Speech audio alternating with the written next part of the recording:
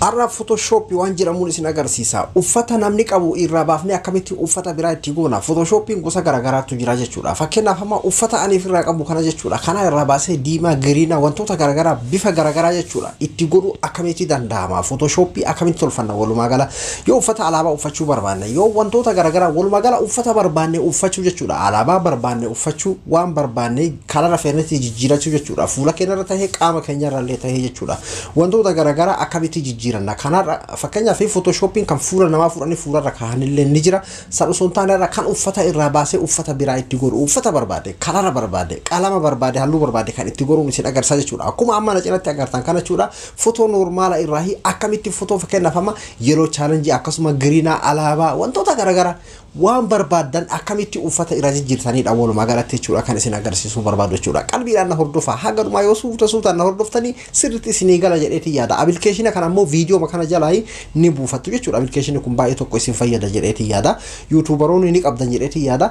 Garuu yuutuubaroonni hedduu itti fayyadamu warri biraallee ammoo hedduu isin fayyada jedheetii yaada. Wanni appilikeeshinii kun hojjannan jiru wantoota biraa yeroo biraa isin agarsiisa. Har'a ammoo akkaataa itti uffata irraa baasanii uffata biraa itti godhaniin isin agarsiisa. Na waliin tura. Ani Abduudha. Abduu moobaayilaa birraa. Tole gama iskiriinaa dhufeetiin jira. Gama iskiriinaa irraa eega dhufee booda appilikeeshina kana Play Store irraa ni buufattu. Play Store irraa Play Store irratti jechuudha. Hedduun keessan ni beektan jedheetii yaada. Gubbaa kanarratti jechuudha. PixArt jettanii katabdan. PixArt jettanii hogguu katabdan jalqaba irratti kan argattan isa jechuudha. Kunoo isa kana PixArt jettanii katabdanii yennaan YouTuberoonni hedduun ni qabdanii isa kana jechuudha. Appilikeeshina garuu description YouTube kiyya jalallee isiniif kaayaa akkasuma ammallee Google isin gaafate maali email isin gaafata email ammoo feetan Facebook keessan irratti gattuu yeroon isin gaafate kana hogguu jedhu ittiin banuudhaaf beek Facebook keessan achirra mul'isachuu miti Facebook irra gattuu isaan banattan. Yoo feetan ammoo Google email mo feetan kama silkii keessaa qabdan fudhatee isiniif banama jechuudha. Tole hayyee isarratti gattuuna eega dhufe jechuudha. Appilikeeshinii kun isa kana eeginni haala kanaan nu dhufe booda bakka eda'u kanarratti tuuna jechuudha. Bakka eda'u kanarratti eega tuune haala kanaan footoodhaan nuti keessaa qabnu nu agarsiisa. Footoo hunda filachuudhaa fi ol footoo kanarratti tuuna jechuudha. Yoo ammoo kaluu qabaattan kanneen fudhattanii ol footoo irratti tuqee filadha. Fakkeenyaaf amma eega ol footoo kanarratti tuqee booda kunoo fakkeenyaaf ammaan ka Dr. Abiy kanaan fudha. Ka Dr. Abiy kana haala kanaan irratti tuqee gamanatti asnaa dhufe jira jechuudha. Eega inni haala kanaan naaf dhufe booda jala kanarra akkana xiqqasho hogguu as harkisee akkanatti xiqqasho hogguu as harkisee kunoo footoo edit add photo jira add photo harattiin tuqa add photo irratti eega tuqee booda footoo fuula irratti godhuu deemu yookiin ammoo qalama itti godhuu deemu san yoo alaabaa taate alaabaa fudhaa yoo ammoo gartee waan footoo itti jijjiiruu barbaade qalama itti jijjiiruu barbaade san fakkeenyaaf amma yeloo fudhame yeloo challenge jedhame amma yeroon challenge yeloo kana fudhame amma fakkeenyaaf yeloo fakkeenyaaf amma yeloo kana fudha jedhee irratti gattuqee jala kanarratti kun haala kanaan naa bahee gubbaa kanarra ammoo add ta'etu jira. San booda akkanatti footoo naa dhufe kana bakka kana tuqeetiin akkana bal'ifadhee itti uffisachuudha. Bakka tisheertiin isaa qabdu cufayyuu huccuun isaa qabdu mara akkanatti itti uffisaa jechuudha. Eega haala kanaan itti uffise booda gubbaa kanarra shookii takkatu jira. Tan akka gartee shookii ittiin katabanii takkatu jira isirrattiin tuqaa. Eega haala kana isirratti tuqee jala kana gadi dhufeeti kunoo irreesitetu jira jechuudha. Jala kanaan mallee isii tanarratti tuqaa jechuudha. Akkanatti irratti tuqaa jechuudha. Amma eega isii irratti tuqee booda irraa haqa kana irraa balleessuudhaaf isin tun siitingii qabdi ammallee lammaffaa irra gaddeebee yeroon tuqee akkanatti naa dhuftiimi dafee haquudhaaf akkana guddifadha. Shookii ittiin haquu deemu sana guddifataa jira jechuudha. Tanallee akkanatti as guddisa amma asirratti gattuqee siitingii kana eega balleessee booda irraa haqa kunoo quba kiyyaan jechuudha. Qubaan irraa haqaa jira akkana dafee irraa balleessa jechuudha. Akkanatti irraa balleessa san booda gamanaan kunoo restore ta'etu jira jechuudha. Isii tanatti aante jechuudha. Restore tanarratti hin tuqaa.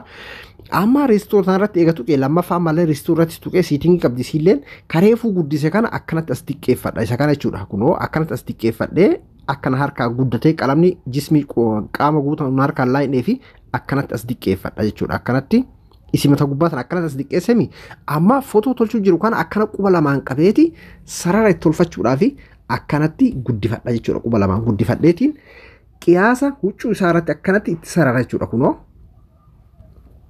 akkanatti tolfadha moggaa isaa jechuudha. Eeggadhee bakka biraan tuqu jechuudha. Kunoo daftanii gootan jechuudha. Nama isin agarsiisuuf hin suuta godhaa jira malee daftanii gootan isin baay'ee tokko laafaadha. Dura moggaarra akkanatti tolfattan jechuudha. Maaliif akkana sararattan qiyaasa huccuu isaatiin jechuudha. Bakka huccuun jiru cufayyuu huccuu jiru barbaanna. Qaamallee itti gootan numa jijjiiraa beekinni bakka cufaa bakka isin itti gootan numa jijjiiraa jechuudha. Akkanatti itti sararattan jechuudha. Kunoo bifa kanaan jechuudha. akkanatti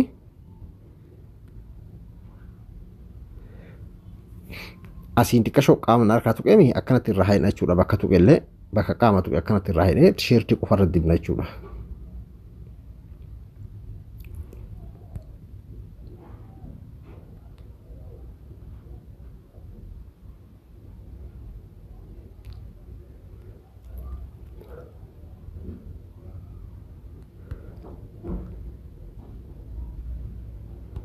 akkanatti itti dibna jechuudha.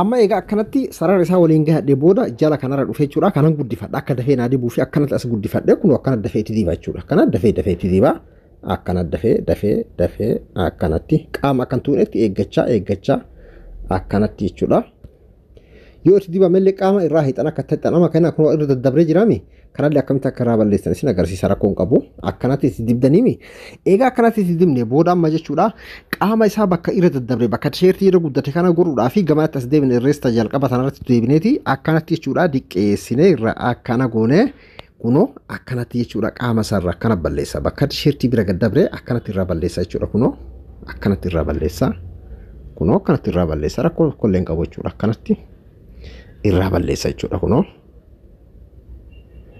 qiyaasatti deeffadha bakka tisheertii isaa qofarratti deeffadha jechuudha. baay'ee laafaadha qubumaan beeki kana kan godhaa jiru qubaan jechuudha. akkanatti tolfanna haala kanaan jechuudha. laal amma fakkeenyaaf bakka itti dibachuu barbaadanii bakka irra haquu barbaadan jechuudha. fakkeenyaaf akkanatti tuuxan akkanatti irraa hixan jechuudha bakka irraa haquu barbaadanii kun irreessanaan irraa hixan bakka ammoo yeroo itti qalama barbaadan san dibuu deemtanii kanaan itti guuttatan jechuudha kun ammoo akkana diqqeessanii guddiftanii akka dafee isin dibuuf akka dafee haquuf akka isin harkaan babal'anne diqqeeffatanii guddifachuudha siitingiilee isaati jechuudha kunis ni qaba jechuudha haala kana amma fakkeenyaaf amma kunoo haala kanaan dibee jechuudha biyyiin amma eega haala kanaan dibee booda gubbaa kanarra jechuudha as tuqa isin agarsiisuuf waan ta'eef amma raayitana tuqaan amma raayitana eega tuqee booda jala kanarra akkanatti dhufee jechuudha as harkisaa amma akkana as oofa jechuudha yoo feetan ammoo akkanumatti eeguma akkanatti gootanii booda illee jechuudha akkanas yoo feetan akkanatti tolfatanii dhiisuu illee dandeettan kun jala sana irraa dhiistanii jechuudha garuu an amma kana caala bareechuu fedha waan ta'eef jala kanarra akkanas harkisee kunoo isii tanarratti hin tuqaa jechuudha isii tanarratti eegan tuqee booda akkanatti irratti tuqee kanniin keessaa filadha kunoo kanniin keessaa jechuudha mi'a amma fakkeenyaaf screen kuno multi kanarratti naa ta'ee jira jechuudha kuno multi kanarratti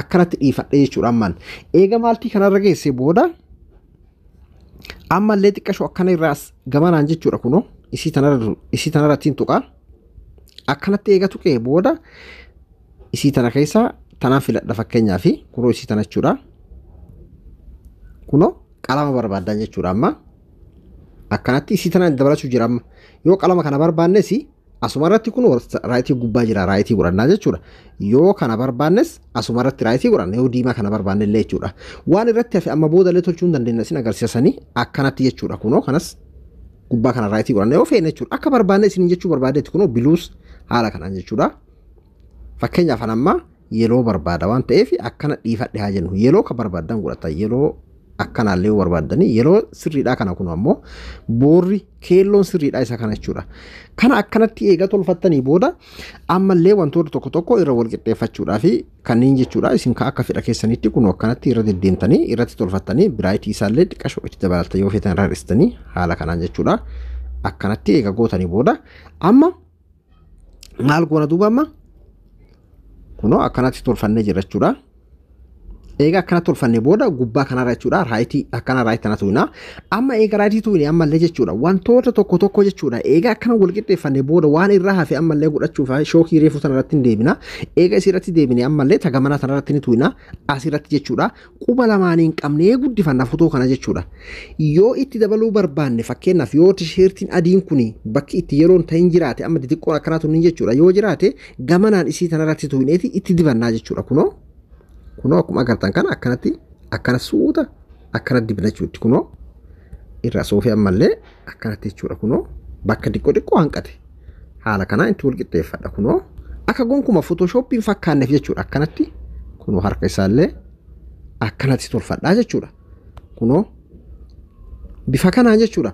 bakka irraa waa hir'atan cufa isaa jechuudha kunoo bakka xiqqoo akkana taniin akkanatti tolfattan jechuudha bifa kanaan eega tolfanne booda isin keessa deemtanii fotoodhaan siitingii hedduu qabu waan ta'eef ni bareechifattu seef godha jechuudha amma booda seef ammallee irra deebi'een seef godha achi booda ammallee tanarratti tuqaa raayitii godha jechuudha amma gaalaariyoon seenee jalqaba irratti argadhaa jechuudha kunoo seef naa ta'ee jira Dr. Abiy Ahmad haala kanaan kunoo inni noormaalli isa kana jechuudha kanaan amma midhaagse immoo kan amma tolche isa kana jechuudha bifa kanaan tolfattanii jechuudha kan amma tolche isa kana jechuudha kanaafuu haala kanaan tolfattu jechuudha tole hayyee amma inni biraammoo alaabaa yoo fuularra godhachuu barbaanne hoo appilikeeshinuma kanarratti deebina mee fakkeenyaaf akkuma kaanitti jechuudha ni fudhanna amma mee piikchaa wayii ni fudhanna fakkeenyaaf nama alaabaa itti uffisuu barbaanne san jechuudha fakkeenyaaf mee jawaarima kanaa fudhadhu hayyee tole suura akkanatti fudhadhee haa jennu amma eegaa akkanatti fudhee booda jechuudha amma maaliin godha duuba jaala kanarra footoo ta'ettu kunoo footoo tan tuqeetiin jechuudha alaabaa fudha amma itti aansee alaabaa fudha jechuudha alaabaa uffisuu barbaadu san kana uffisuu deemaa jennu san booda gubbaa kanarra aad eega san booda haala kanaanii alaabaa isaa wal qixxeeffadhaa fakkeenyaaf akkanatti qabee wal qixxeeffadhaa alaabaa yoo qaama guututti uffisuu barbaade bifa kanaaniin guddifadhaa akkanatti hin guddisaa akkana guddisa jechuudha akkanatti guddisaa akkanatti jechuudha alaabaa itti uffisuu deemama akkanatti jechuudha kunoo haala kanaan itti uffisa jechuudha kunoo akkanatti eegatti uffise booda gubbaa kanarra tuqa akkuma kareefuu san jechuudha asirra tuqeetiin jaala kanarra tuqee guddi irraa haqa irraa balleessa jechuudha walumaa galatti alaabaa itti godhe kana irraa balleessa irraa jechuudha amma akkana guddifadhee kagamana kana tuqaa jiru kana tuqee jechuudha footoo quba lamaan qabee akkana guddisee jechuudha alaabaa isaa suuta naamusaan eeggadhee akkanatti jechuudha quba lamaan qabee akkana guddiseeti kanallee akkana wanna isaa diqqeeffadhee akkanatti jechuudha akkanatti diqqeeffadhee itti diba jechuudha akkamitti kunoo hisaaba tisheertii isaatiin shabiza isaatiin akkanatti itti diba laayina wanna isaa eeggadhee jechuudha masmara isaa eeggadhee akkanatti qaxxaamura isaa eeggadhee akkanatti diba akkanatti jechuudha akkanatti itti diba eeggadhee jechuudha akkanatti itti diba bifa kana itti diba jechuudha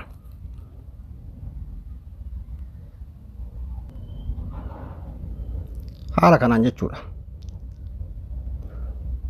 akkanatti itti diba walumaa galatti jalqaba akkana sararadhee akkanatti sararadhee jechuudha sararadhee waliin gaame akkanatti akkana sararee waliin gaa akkana sararee waliin gahe booda in bal'ifadhee garaacha kan akkana dafee diba jechuudha kunoo garaacha isaa akkanatti qubaan dibu jira beeki waan biraa sirriitti hin fakkaatiin waan baay'ee laafaa tokko beeki akka waan ulfaataa sirriitti hin fakkaatiin viidiyoo sirriitti ilaala irra deddeebitanii ilaaltanii jechuudha viidiyoo yoo guutaa akkatti isin hin galin irra deddeebitanii ilaaltan sirriitti isin gala jechuudha alaabaa itti uffisuu jira jechuudha akkuma tisheertii reefuu san jechuudha maali akkuma qalama reefuu tisheertii irraa jijjiire san bakka akkana moggaa kana as dhuftanii akkanatti irraa diqqeeffattan kun kanuma irraa akkana diqqeeffattanii moggara tolchitan jechuudha akkanatti arama eega akkanatti itti dibee booda moggaa isaa wal qixxeessuudhaaf maal godhaa asitti deebi'a bakka tana deebi'ee asirra tuqeetiin jechuudha akkana diqqeeffadhee moggaa irraa tolcha akkamitti irraa tolcha akkana guddiseetiin kunoo akkanatti irraa haqa jechuudha bakka huccuudha ala ba'isan jechuu kiyya kunoo akkanatti bakka huccuu ala ba'isan irraa haqa jechuudha akkanatti kunoo akkanatti irraa haqa bakka inni uffata isaati ala bahee akkasitti irraa haqa jechuudha na caala bareechiftan amma isin agarsiisuuf jechuudha. Anama saampuluma isin agarsiisa. Isin ammoo kana caala akka bareechiftan abdiin qaba. Anama fakkeenyuma isin agarsiisa. Waan ta'eef isin ammoo suutettanii kana caala bareechiftanii tolchitan jechuudha. Egaa haala kanaan itti dibee booda jechuudha iddoo raayitii kanan tuqa. Egaa raayitii kana tuqee booda ammame akkana godhee fakkeenyaaf garteem yoo fedhe akkana dhiifachuu nan danda'a jechuudha. Agartee akkanatti illee yoo fedhe jala kana jechuudha. Laayinuma kana akkanatti irraa xiqqashoo irraa xiqqeessee akka inni tisheertiidhaan wal fudhatu godhee dhiisuu ni danda'a jechuudha. Maal dalaga jechuudha amma tisheertii dalaga jechuudha. Mee kana caala akkanaa bareedu fakkeenyaaf gaman as deebi'ee ilaala amma mee fakkeenyaaf gaman isiisaa yeroo hundaa'u jechuudha. Isii tana hin dagatina isii tanaan ilaalla mee akka irra bareedu. Gartee akkanatti illee bareeda kun fakkeenyaaf amma mee ilaalla. Kun amma jechuudha akkanatti shamiza bareedduu dalaga jechuudha amma. Gartee haala kanaanii shamiza bareedduu hojjedhee jira jechuudha. Duuba amma haala kanaan eega hojjedhee booda iddoodhaan kana tuqee wantoota tokko tokko akkanatti wal qixxeessaa akkanatti jechuudha. Bifa kanaanii yoo waan na barbaachisu akkanatti ittiin daddabaladha akkanatti jechuudha. Agartanii kana akkana jechuudha waan barbaade laal alaabaa Oromoo kalaa biraatis waan barbaade bifa hedduu dalaguu danda'a jechuudha haala kanaan jechuudha.